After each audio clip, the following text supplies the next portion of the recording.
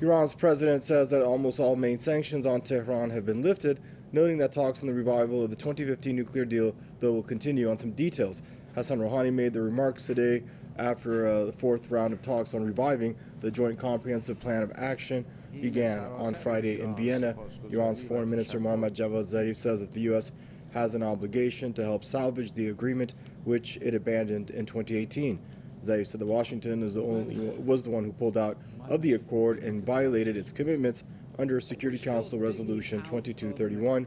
He said that President Joe Biden should now decide whether the U.S. continues lawlessness or adheres to the law. This comes a day after Biden raised doubts about Tehran's seriousness with regard to revive the talks.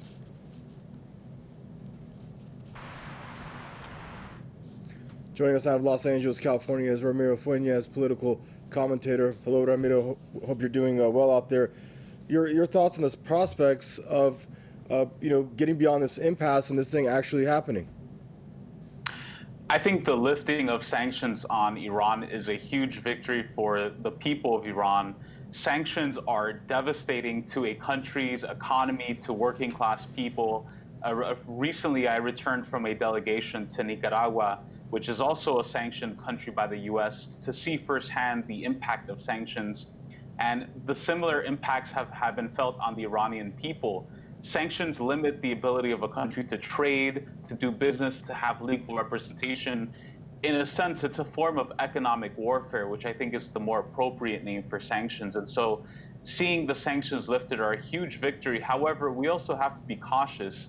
We have to be aware of the fact that Biden and the Obama administration, the Democrats, during Obama's presidency, they still sought for regime change in Iran. They still supported the NGOs, the color revolution style uprisings against Iran. And so on the one hand, while we have to celebrate this as a victory for the people of Iran, to be able to trade, to be able to develop and lift more people out of poverty, we also have to remain vigilant that the White House will try new maneuvers against the people of Iran to implement regime change, which is ultimately what they want. We have to remain vigilant. Right, but you know that this is basically the Iranian president says almost all main sanctions on Tehran have been agreed to been lifted now. But you know that Iran has time and again said it's not going to budge until all sanctions that were relabeled and reimposed after the May 2018 pullout by Donald Trump of the JCPOA, until they're all gone, because over 1,600 sanctions were reimposed and relabeled to make the job to get back into the JCPOA for the following administration, hence the Biden administration, that much more difficult. So there's still quite a long ways to go. We shouldn't really, but to your point, it is a crippling measure that's taken against the country. It chokes the country in so many different ways, and it's felt hardest by the working class. I'm right here in Tehran right now, and I have seen what it's done to people, to kids. I've seen parents running around multiple pharmacies trying to find basic medication for their kids.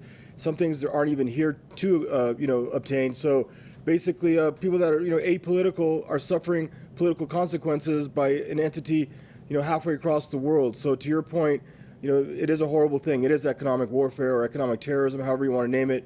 But the prospects of this thing actually happening, getting all the sanctions lifted that Iran wants and having a true revival of the JCPOA, do you see it coming to complete fruition, yes or no? Unfortunately, I don't see it coming to complete fruition because, as we know, Biden and the Democrats still want regime change. They still don't want Iran to be in that position of government. They still don't want Iran to be independent. The banking elites on Wall Street who run Washington, who run and control both parties. And so I think that, unfortunately, while some leverage can be made, I don't think there will be a full return because the U.S. desperately wants to get Iran out. They don't want to see it succeed and trade independently with other countries. And I think that their strategy of attacking Iran might change. And I'm glad you pointed out the impact of sanctions on people locally in Tehran, because that's something that a lot of the liberal media in the United States will point to. They'll say, look, people are devastated by the government. There's all this poverty. They do that, the same technique in Venezuela and Nicaragua and Cuba. But people have to understand that sanctions are the ones that are devastating the economies of these countries, not the policies. The policies of the Iranian government have lifted so many people out of poverty, same in so many countries around the world, but it is the sanctions that are responsible for all these deaths, for all this poverty. And so I think people here in the United States, we really have to contend with this fact that just because there aren't troops on the ground or drone strikes doesn't mean that acts of terrorism aren't being committed. The US is committing acts of terrorism every day against the people of Iran with these sanctions, and hopefully we can get some leeway on this, but I'm doubtful that full justice can be won. Good stuff, bud. Always a pleasure to have you on, Ramiro. Stay safe out there, bud.